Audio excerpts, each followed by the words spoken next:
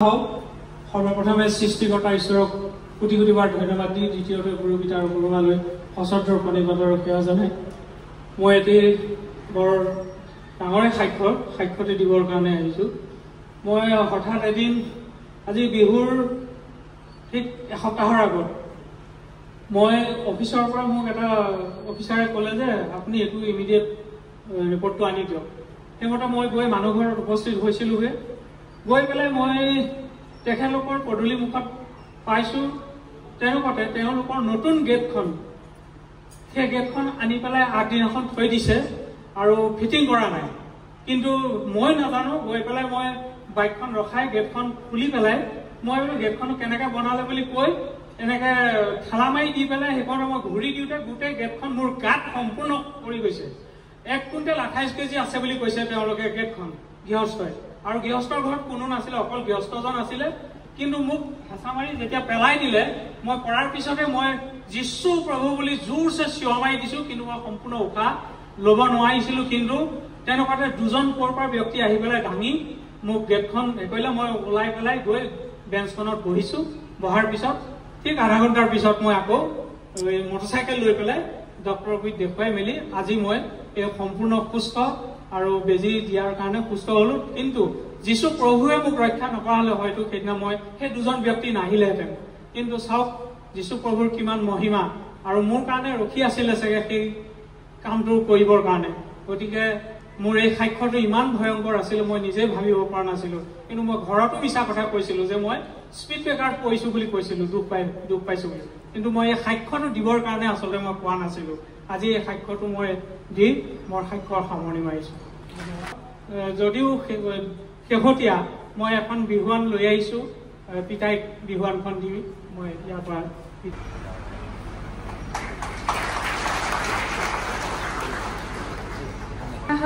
সৰ্বপ্ৰথমে সৃষ্টিকৰ্তা ঈশ্বৰক কোটি কোটি বাৰ ধন্যবাদ দিছো।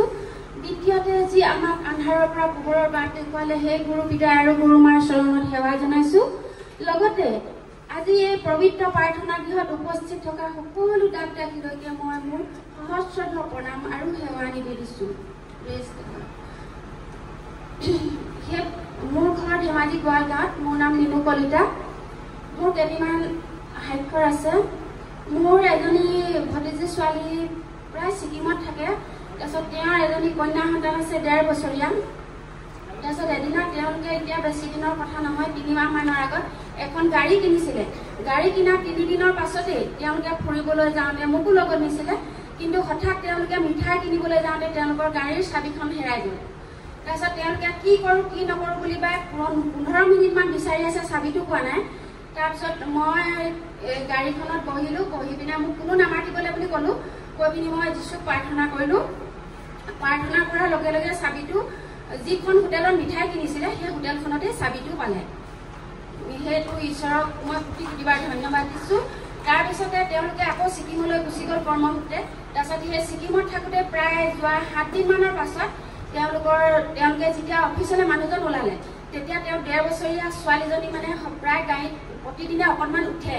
চকলেট এটা লৈ হাতত উঠি এইফালে উঠি তেওঁ চিটত বহুতেই চকলেটটো লৈ সিফালে ঘূৰি যাওঁতে তেওঁ গাড়ীৰ গ্লাছ বন্ধ কৰি দিলে। তাৰ পাছত প্ৰায় 15 মিনিটমান তেনেকৈ বন্ধ অৱস্থাত থাকিলে। তাৰপিছতে তেওঁ দেউতাকে মানে গোটেই অফিচৰ মানুহ যোগাযোগ হ'ল, আহি ওচৰত থিয় হ'ল, হাই হুলস্থুল লাগিলে। যেতিয়া চকলেটটো শেষ হ'ল ছোৱালীজনী তেতিয়া অকণমান মানে ক'ব নোৱাৰা নিচিনা অৱস্থা হ'ল। তাৰপিছত গাড়ীৰ গ্লাছ বন্ধ আছে। তাৰপৰা দেউতাকে ক'লে যিমানেই নতুন নহওক মোৰ গাড়ীখন মই ভাঙি পেলাম, মোৰ ছোৱালীজনীকৈ গাড়ীখন ডাঙৰ নহয়, 5 কিলো ৱেটৰ এটা হাতুৰী লৈ তেখেতে ভাঙিবৰ কাৰণে ৰৈ আছে।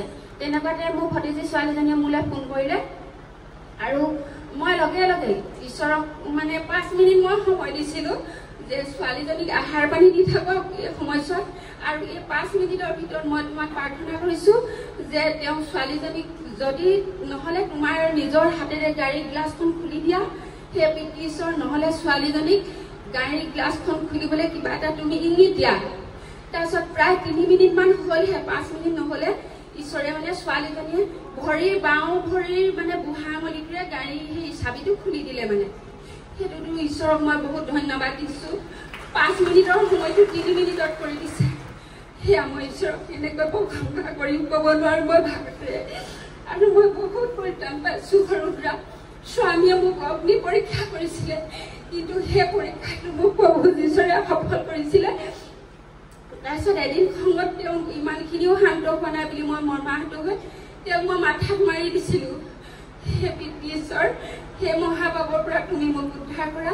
আৰু তেওঁ এতিয়া প্ৰায় মদ কমি গৈছে। ঈশ্বৰত মই প্ৰাৰ্থনা সদায় কৰাৰ কাৰণে তেওঁ এতিয়া হয়তো সপ্তাহৰ মূৰত নহ'লে মাহেকৰ মূৰতো কেতিয়াবা খাই আছে, কিন্তু ঈশ্বৰক মই প্ৰাৰ্থনা কৰিছোঁ সেইখিনি যেন তেওঁ এৰুৱাই নিয়ক। আৰু মোৰ ছোৱালীজনী একেবাৰে ছবি আঁকিব নাজানে, তাই ক্লাছ এইবাৰ 5ত আছিল তেতিয়া। সৰ্বপ্ৰথমে মই গুৰু পিতা আৰু গুৰু মালৈ মোৰ আন্তৰিক সেৱা জনাইছোঁ। মোৰ ঘৰ মৰিয়নি। মই মোৰ ছোৱালীজনী মেট্ৰিকৰ পৰীক্ষা দিছিল। মই পৰীক্ষাৰ আগতে মই প্ৰাৰ্থনা গৃহলৈ আহিছিলোঁ আৰু অহাৰ পিছত মই কৈছিলোঁ যে মোৰ ছোৱালীজনী যদি ভাল ফলাফল দেখুৱাই মই মোৰ ছোৱালীজনীও হতুৱাই প্ৰভুক এখন গামোচা পিন্ধাম। আৰু মোৰ ছোৱালীজনী 5খন ছাবজেক্টত লেটাৰ পাই পেলাই উত্তীৰ্ণ হৈছে, ডিষ্টিংশ্যন আছে। এইকাৰণে আজি মই পিতাক তাইৰ হতুৱাই এখন গামোচা পিন্ধাবলৈ আহিছোঁ। এয়াই মোৰ সাক্ষ্য।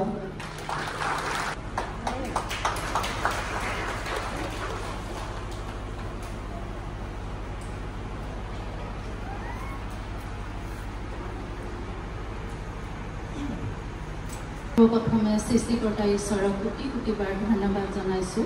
পৰম শ্ৰদ্ধাৰ মহান গুৰুজনা আৰু গুৰুমালৈ স্থানৰ পৰা প্ৰণাম জনাইছোঁ। মোৰ আজি এটি সাক্ষ্য আছে। সাক্ষ্যটি হ'ল মোৰ ছোৱালীজনী স্কুলত দিয়াৰ পৰা পৰীক্ষা হ'লে বহুত বেমাৰ আজাৰ হৈ থাকে, পঢ়া শুনা কৰিব পৰা নাছিলে ভালকৈ। আৰু ইয়ালৈ মেট্ৰিক পৰীক্ষাৰ 6 মাহৰ আগতে লৈ আনিছিলোঁ। তেতিয়াৰ পৰা তাই ঘৰত যোৱাৰ পৰা আৰু ব্যাধিও কমিলে, পৰীক্ষাটো ভালকৈ দিব পাৰিলে আৰু পৰীক্ষাটো আমি ভবামতেই ৰিজাল্ট পালোঁ।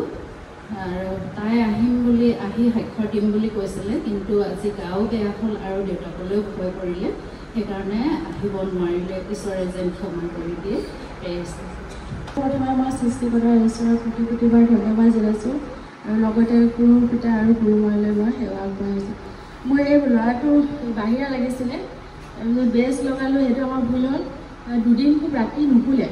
তাৰপিছত 3 দিনৰ দিনাখন ইয়ালৈ আহিলোঁ, ইয়াত প্ৰাৰ্থনা কৰি কিনে সম্পূৰ্ণৰূপে ভাল হৈ গ'ল আৰু আজিলৈকে ভাল। সেইটোৱে মই জনাব পাৰিছোঁ।